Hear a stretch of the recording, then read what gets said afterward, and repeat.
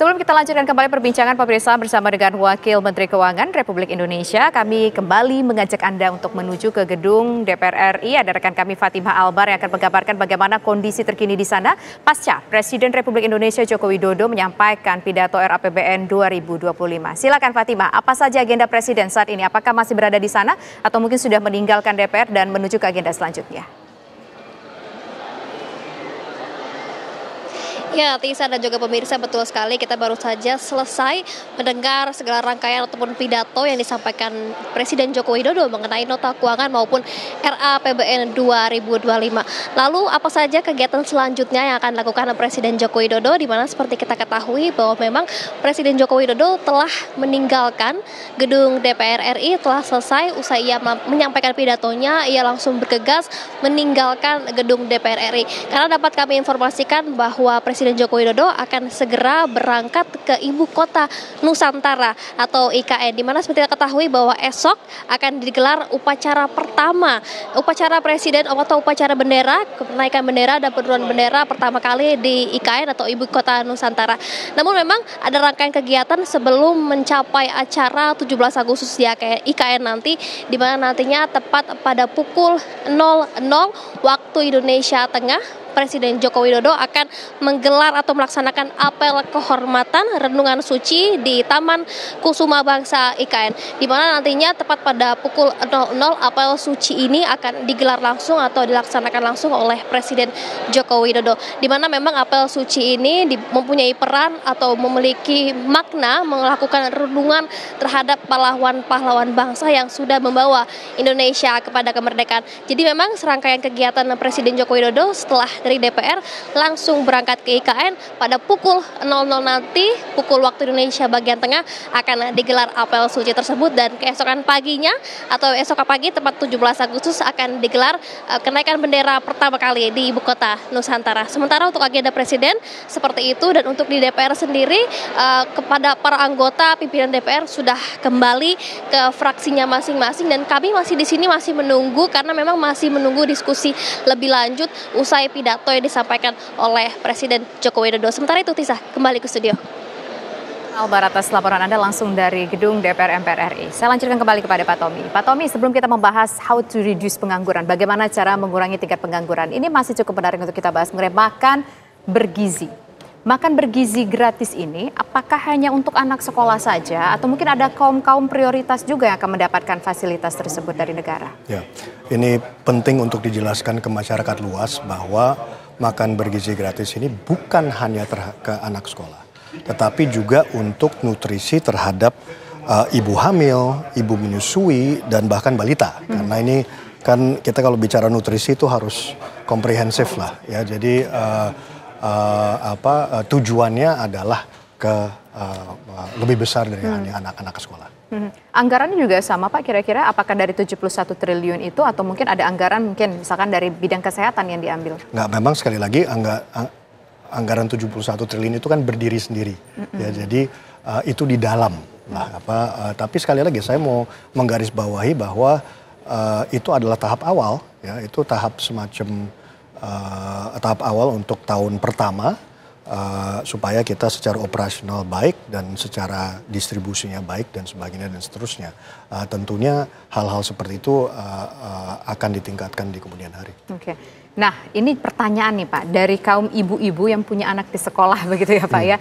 Ternyata ini bukan hanya di sekolah tapi juga ada prioritas-prioritas tertentu. Tapi terlepas dari prioritas tersebut, sebenarnya makan bergizi gratis ini diperuntukkan untuk anak-anak yang hanya sekolah di sekolah negeri saja atau mungkin beberapa sekolah swasta tertentu juga akan mendapatkannya Pak? Nah gini, kalau dari segi kebijakannya kan ini suatu kebijakan yang universal ya. Jadi artinya semua termasuk bukan hanya sekolah negeri ya, swasta pun dalam konteks itu ditujukan, tapi kalau swastanya nggak mau ya silakan aja ya kan.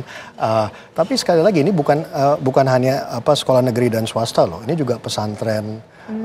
Itu penting untuk diketahui. Ya semua yang sedang melakukan kegiatan sekolahnya di Indonesia adalah tujuan dari program ini, dan ibu-ibunya juga. Oke. Mungkin ini berkaitan juga nanti dengan tingkat angka pengangguran yang tadi saya sampaikan. Nah, apakah ada efek domino yang baik dari program makan bergizi gratis ini yang bisa dirasakan masyarakat? Selain anak-anak bisa dapat makanan yang sehat dan gratis pula dari pemerintah, tapi ada efek lain nggak sih Pak yang mungkin bisa dirasakan? Apakah mungkin bisa membuat tingkat pengangguran berkurang karena banyak sektor yang akan bergerak di sana atau bagaimana Pak Tommy? Baik, jadi sebetulnya yang perlu saya garis bawahi adalah makan bergizi gratis ini ada 3 tujuan. Sebenarnya tadi SDM yang unggul dan lebih cerdas, tapi juga UMKM yang lebih diberdayakan. Ya.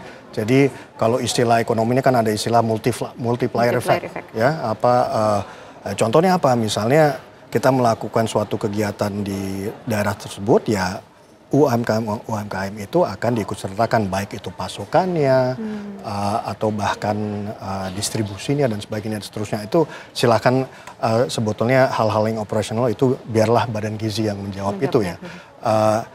Yang ketiga adalah supaya ekonomi daerah itu meningkat, ya kan? Karena Mbak Tisa bisa bayangkan 71T itu kita gelondorkan langsung.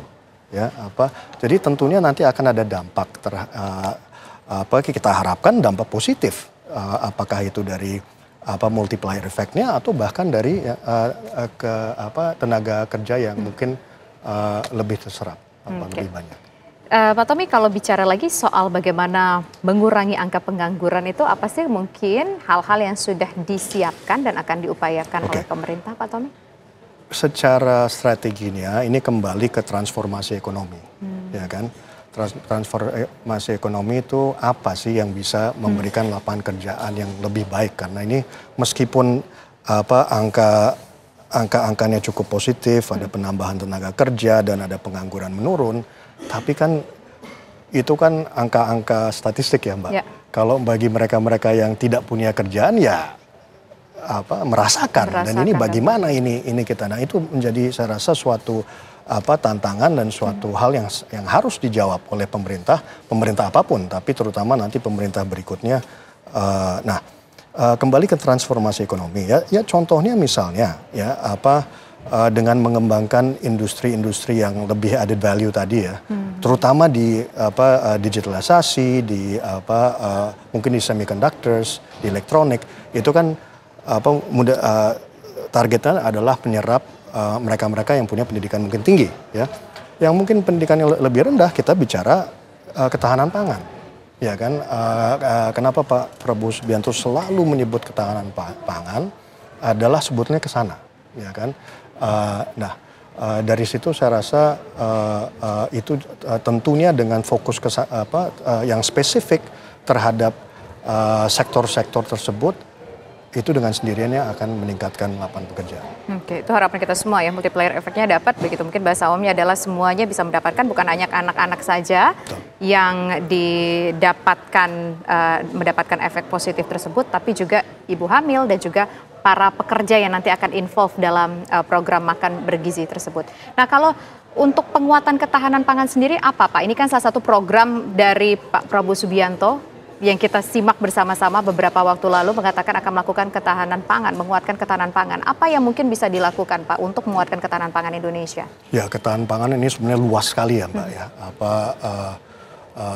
Tetapi sebagai konsep dasar itu ketahanan pangan itu istilahnya ya supply chain-nya tuh dari ujung sampai ujung kita bisa kendalikan ya, dari segi pasokannya, dari segi pasarnya dan sebagainya lah.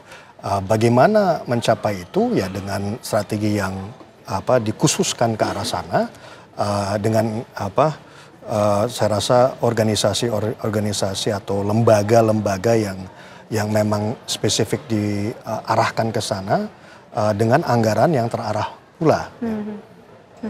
Kita sudah ada gambarannya Pak untuk ketahanan pangan sendiri. Tadi itu kan kalau tidak salah ini mungkin masuknya ke bagian perlindungan sosial dan juga kesehatan dan pangan tadi 124,4 triliun rupiah. Itu ya. Nah, dari 124,4 triliun rupiah tersebut Pak Tommy, Untuk ketahanan pangan apa yang akan diprioritaskan? Apakah dari sektor hulunya atau mungkin dari hilirnya dulu? Karena kan kalau bicara soal ketahanan pangan di situ juga mungkin mencakup soal pupuk, begitu ada Betul. petani yang sulit untuk mendapatkan pupuk, Betul. kemudian juga mungkin harganya juga lumayan tinggi. Nah, ini apa yang mungkin pemerintah coba pikirkan solusinya? Ya, tentu hulunya menjadi luar biasa penting, ya kan? Yang namanya intensifikasi dari lahan pertanian misalnya, atau perluasan, kata kerennya ekstensifikasi, itu kata kerennya. Cuman basically perluasan, ya kan? Perluasan lahan pertanian itu di dalam fokus terhadap ketahanan pangan itu menjadi fokus utama, ya. Tapi tentunya kita nggak boleh lupa distribusinya, ya. Tapi di hulunya pun juga infrastruktur untuk itu bukan hanya pupuk kan, kita bicara irigasi, air dan sebagainya, dan itu semua kesatuan sebenarnya. Maka dari itu angkanya besar 124,4 triliun ke arah sana karena mencoba menargetkan dari hulu sampai hilir tadi. Nah, kalau ini kan penting dari hulu sampai hilir, bagaimana pangan tersebut diproduksi, bagaimana kemudian didistribusikan kepada masyarakat. Tapi kalau bicara soal ketahanan pangan, ada tidak mungkin daerah-daerah khusus di Indonesia yang tampaknya harus mendapatkan perhatian khusus untuk persoalan pangan ya, Pak Tommy? Dari segi dari segi demand-nya atau dari segi dari supply? Segi demand, dari segi supply, mungkin juga dari segi price-nya atau harganya. Saya rasa kalau dari segi hulunya atau dari segi pasokan kan Indonesia kan sebenarnya luar biasa ya.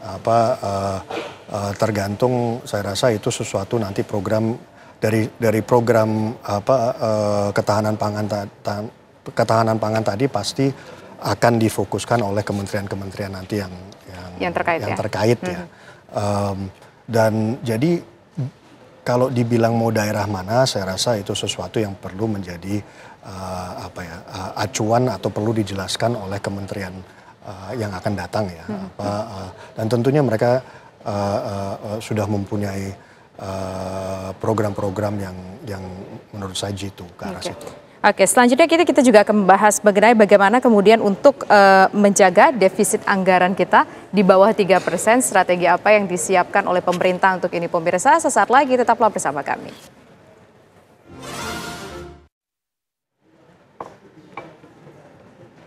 Ya, menjawab pertanyaan tadi Pak, apa kira-kira yang dilakukan pemerintah? Ini kan pemerintah menargetkan, saya mencatat tadi defisit anggaran itu 2,53% dari PDB. Apa yang akan dilakukan pemerintah atau strategi yang akan dibuat pemerintah supaya ini terjaga di bawah 3% Pak Tommy?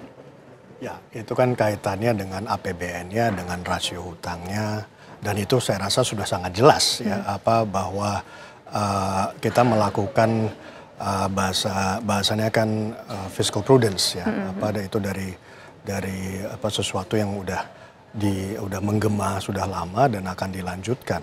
Saya rasa yang penting diketahui di sini adalah defisit APBN sebesar 2,5% itu kredibel dan sustainable ya, dan karena itu kan kaitannya dengan postur APBN yang kita bentuk ya ke depan. Jadi artinya dengan APBN 2025 saat ini masih era APBN 2025 itu dengan postur seperti itu ya. Defisitnya 2,5% tersebut. Ya. Nah, bagaimana kita melakukan hal-hal yang supaya itu tetap terjamin? Ya, oke, pembiayaan kita kan harus prudent, ya, harus dari segi pembiayaan harus prudent, tapi juga harus inovatif, supaya sumber-sumber pembiayaan untuk APBN kedepannya itu healthy lah, baik lah ya. Jadi saya rasa kalau defisit itu sesuatu yang tidak perlu karena sudah terukur begitu. Ya benar, karena sudah terukur. Nah, ini kan kalau bicara soal defisit dikaitannya dengan belanja dan berapa pemasukan kita. Tadi saya mencatat soal untuk pemasukan atau pendapatan ini mayoritas tentu berasal dari pajak 2.490,9 triliun rupiah Pak ya. Kemudian PNBP sebesar 505,4 triliun rupiah. Ya. Apa kemudian langkah yang akan dilakukan pemerintah untuk meningkatkan penerimaan pajak kita ke depannya, Pak? Oke. Untuk kebijakan perpajakan di tahun 2025 kan ada beberapa hal bagaimana kita meningkatkan pajak. Pertama tuh istilahnya intensifikasi, ya, apa itu kaitannya dengan tarif, ya, apa misalnya contoh apa kenaikan tarif dan sebagainya. Ekstensifikasi dalam pajak itu artinya memperluas basis pajak, ya, itu juga menjadi target lah. Intinya yang menambah jumlah wajib pajak tersebut. Nah, bagaimana melakukan itu dengan misalnya implementasi teknologi yang baru. Karena kita ada core tax system yang kita mau lakukan di akhir tahun dan hal-hal lain yang memanfaatkan teknologi. Oke, baik. Kita lihat pemerintah ini, pemirsa dan juga Pak Tommy, berupaya untuk memberikan yang terbaik bagi masyarakat Indonesia. Di tahun 2025 pun juga kita melihat pemerintah berupaya untuk menekan angka pengangguran semakin lebih turun lagi, kemudian meningkatkan kesejahteraan masyarakat. Nah, kita penasaran, apa kemudian hal-hal yang akan dilakukan pemerintah lebih detailnya lagi untuk strategi-strateginya meningkatkan perekonomian Indonesia ke depan dan juga meningkatkan pertumbuhan ekonomi Indonesia. Sesaat lagi kami kembali, tetaplah bersama kami. Anda kembali bersama kami pemirsa di Kabar Khusus. Pak Tommy, kita lihat program pemerintah ini sangat bagus sekali. Salah satunya mengurangi pengangguran, ketahanan pangannya juga harus terus terjaga.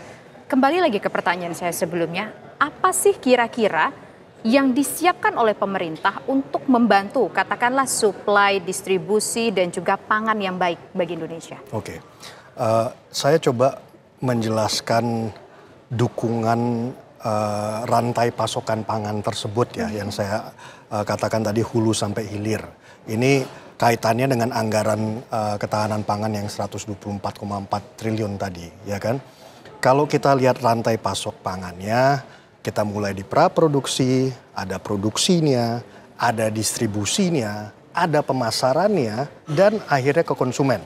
Itulah mata rantai ya, kira-kira seperti hulu sampai hilir ya. Nah, di praproduksi, di dalam anggaran tersebut ada untuk bantuan alat tangkap ikan, ada untuk subsidi pupuk, itu sampai 8,5 sampai 9,5 juta ton. Ya. Ada bantuan alat dan mesin pertanian, ya. Ada bantuan benih ikan, bantuan benih pangan, kur pertanian, ya, dan subsidi resi gudang. Ya. Itu praproduksi. Di produksi anggaran tersebut untuk food estate di 3 lokasi di Kalimantan Tengah, di Sumatera Utara dan NTT saat ini. Ada cetak sawah, pengembangan kawasan padi, kawasan jagung, bendungan, irigasinya, asuransi pertaniannya, ya.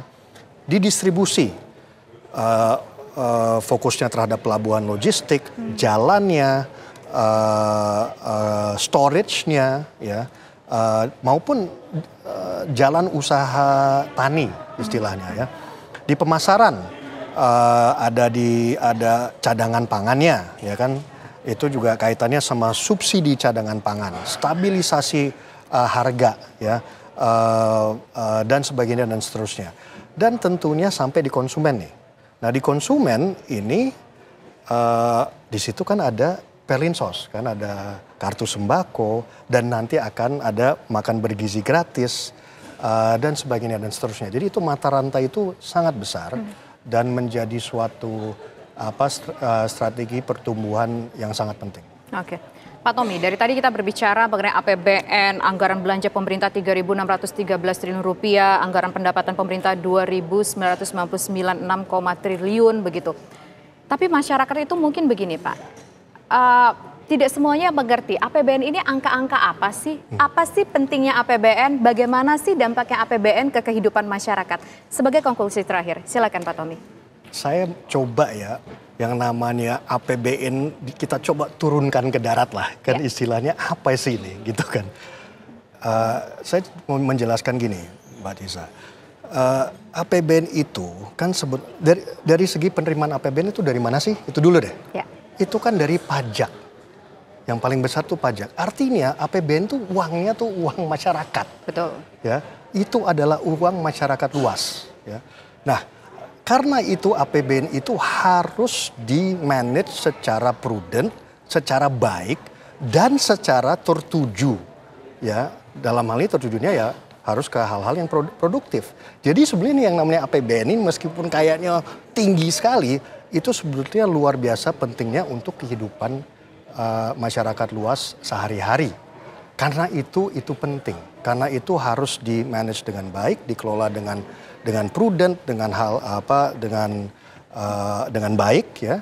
Tapi yang lebih penting lagi juga fondasi yang baik itu harus ditujukan ke hal-hal yang produktif. Jadi saya rasa APBN itu sangat penting dalam kehidupan berbangsa dan bernegara. Artinya bisa disampaikan begini, kenapa APBN itu penting? Karena uang dari rakyat juga dikembalikan kepada rakyat dan ini merupakan bentuk transparansi dari pemerintah, berapa yang didapatkan dari rakyat, bahasa awamnya demikian ya Pak ya? Betul. Dan apa yang akan didapatkan oleh masyarakat Indonesia atas APBN tersebut? Betul sekali. Begitu ya Pak Tommy ya? Betul. Terakhir Pak Tommy, sebagai konklusi harapannya tentu bagi perekonomian Indonesia ke depannya Pak Tommy dan juga untuk masyarakat Indonesia yang lebih baik. Ya tentunya kita harus optimis, kita harus percaya bahwa fondasi kita saat ini kuat, tapi kita nggak bisa berhenti di sini. Kita harus maju untuk sesuatu yang lebih baik, kan? Nah, itu hanya bisa dilakukan kalau kita, saya rasa ada kepercayaan dari masyarakat. Nah, karena itu kan APBN ini benar-benar seperti Mbak Tisa katakan harus transparan, ya kan? Itu adalah suatu tolak ukur lah, ya. Nah, jadi ya semoga tahun depan akan lebih baik dan semoga hal-hal yang sudah kita bicarakan tadi terrealisasi. Baik, terima kasih Thomas Jiwandono selaku Wakil Menteri Keuangan Republik Indonesia sudah bersedia berbincang bersama kami di Kabar Khusus. Sehat selalu Pak Tommy. Sama-sama. Dan pemirsa, demikian kebersamaan kita dalam Kabar Khusus kali ini. Saya Tisa Noveni undur diri, selamat sore dan sampai jumpa.